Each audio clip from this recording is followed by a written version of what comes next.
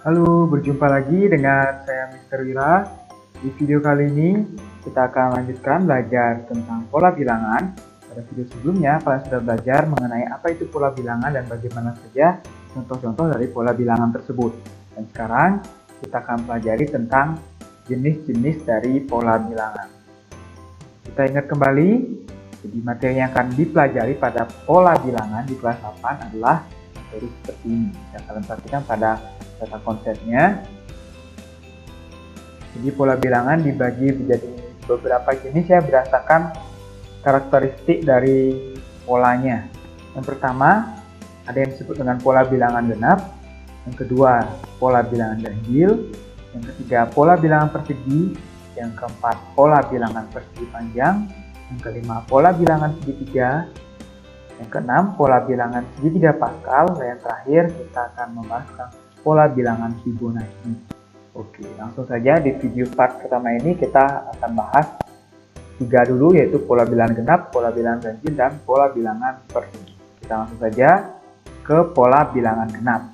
Nah, untuk pola bilangan genap sesuai dengan namanya, ini adalah kumpulan dari urutan bilangan-bilangan genap yang dimulai dari 2, 4, 6, 8, 10, dan seterusnya. Jadi kumpulan dari bilangan-bilangan genap.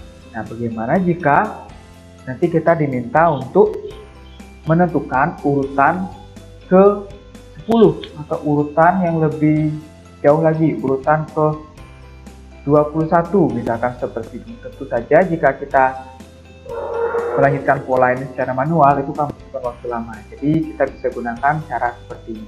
Untuk urutan di setiap pola atau urutan di setiap bilangannya kita sebut dengan suku.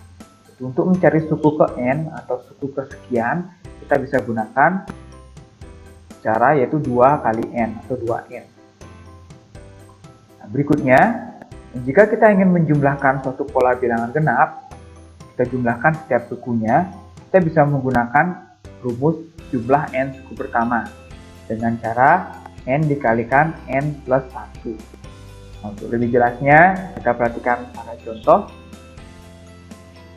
Tentukan suku ke-47 dari pola bilangan genap, atau tentukan urutan ke-47 dari pola bilangan genap. Nah, jadi bisa saja, boleh kalian menggunakan cara manual, tapi itu akan memakan waktu yang sangat lama. Karena suku ke-47 itu lumayan banyak ya, sehingga kita bisa gunakan suku ke n, yaitu 2n, dengan n-nya sama dengan 47, sehingga mencari suku ke-47-nya itu 2 kali n atau 2 kali 47. Sehingga diperoleh 94. Jadi kesimpulannya suku ke-47 dari pola bilangan genap adalah 94. Kita perjelas lagi dengan contoh berikutnya.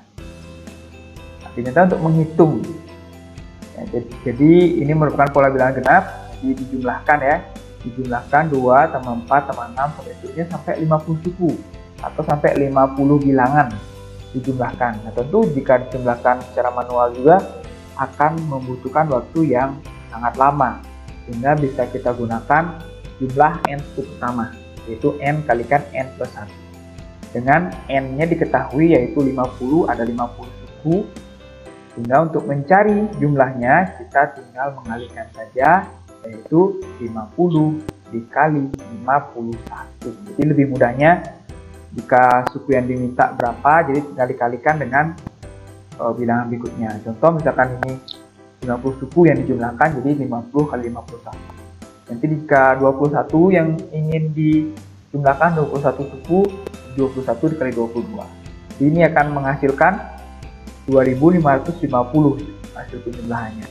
Sehingga jumlah 2 ditambah 4 tambah 6 tambah 8 sampai 50 suku itu adalah 2550. Selanjutnya tentang pola bilangan ganjil. Nah, ada genap, ada juga yang ganjil. Jadi yang ganjil ini kumpulan bilangan ganjil ya, dimulai dari 1, 3, 5, 7, 9, dan seterusnya. Nah, sama seperti pola bilangan genap, jika kita mencari secara manual untuk suku kesekian, itu akan menghabiskan waktu yang sangat lama, sehingga kita bisa gunakan rumus mencari suku ke n atau suku kesekiannya dengan cara 2n dikurangi 1 ya. Hanya dikurangi 1 dari rumus bilangan genap. Untuk menjumlahkan semua pola bilangan ganjil sampai suku kesekian, jadi kita bisa gunakan rumus n pangkat 2 atau rumus kuadrat ya. Kita perjelas dengan contoh. Misalkan tentukan suku ke-36 dari pola bilangan ganjil. Kita bisa perhatikan n-nya 36 atau diminta yang ke-36 urutan bilangannya. Sehingga untuk mencari suku ke-36 kita kalikan 2 lalu dikurangi 1 ya. 36 kali 2 dikurangi 1 jadi oleh 71. Sehingga suku ke-36-nya adalah 71.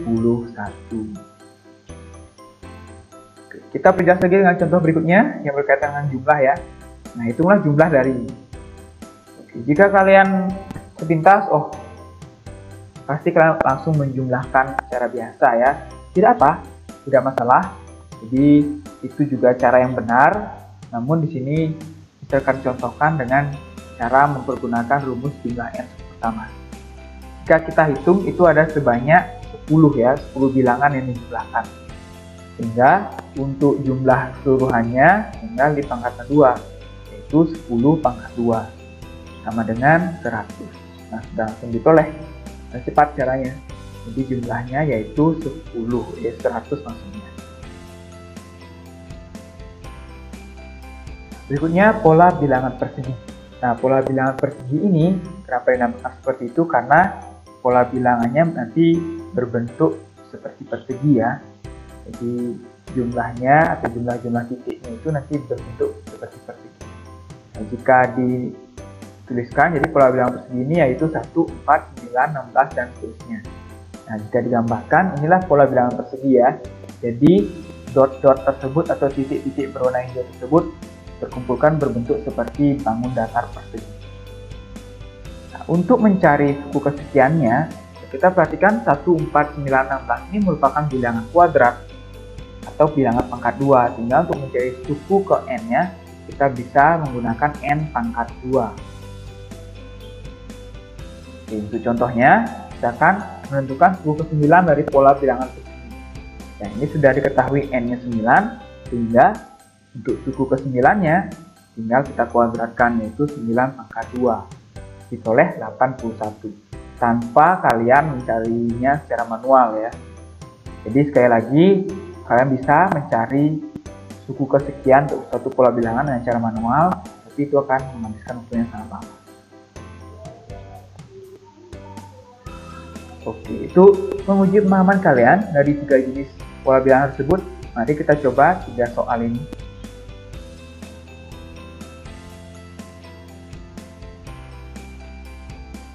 Oke, sekian untuk video kali ini.